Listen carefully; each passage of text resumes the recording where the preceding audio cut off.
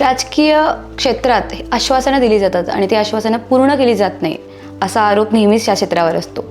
तर हा आरोप कसा खोडून काढाल? हा आरोप खोडून काढण्यासाठी मी जितकं होईल, म्हणजे आज जो लोक माझ्यावरती विश्वास ठेवत आहेत तो विश्वासाला पात्र होण्यासाठी मी भरपूर प्रयत्न करेन. आणि जे लोक आता म्हणत आहेत की नाही, की नेता असा आहे, पण त्या गोष्टींना मी पुरेपूर म्हणजे सामोरं जाऊन आणि प्रभागामध्ये काम पूर्ण करून दाखवेन.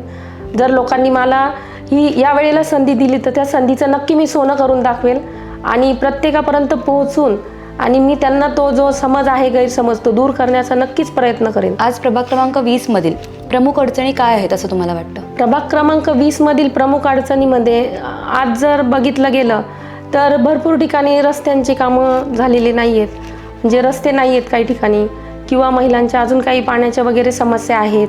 प्रभागामध्ये स्वच्छतेची समस्या आहे, किंवा काही ठिकाणी म्हणजे भरपूर अशा समस्या आहेत की प्रत्येक म्हणजे आम्ही जातोय लोकांकडे, भेटीगाठी घेतोय, तर तिथे लोक आम्हाला सांगतात की ताई आमची रस्त्यांची समस्या आहे, किंवा आमच्याकडे काही ड्रेनेजची समस्या आहे, पाण्याची समस्या आहे. अशा वेगवेगळ्या समस्या लोक आम्हाला सांगतात की अशा अशा समस्या सोडवल्या गेल्या पाहिजे. पण लोकांनी जर आम्हाला संधी दिली आणि आम्ही जर यावेळेस आमचा विजय झाला तर आम्ही नक्कीच त्या समस्या सोडवू आणि त्यांनी दिलेल्या संधीचं नक्कीच आम्ही सोनं करून दाखवू.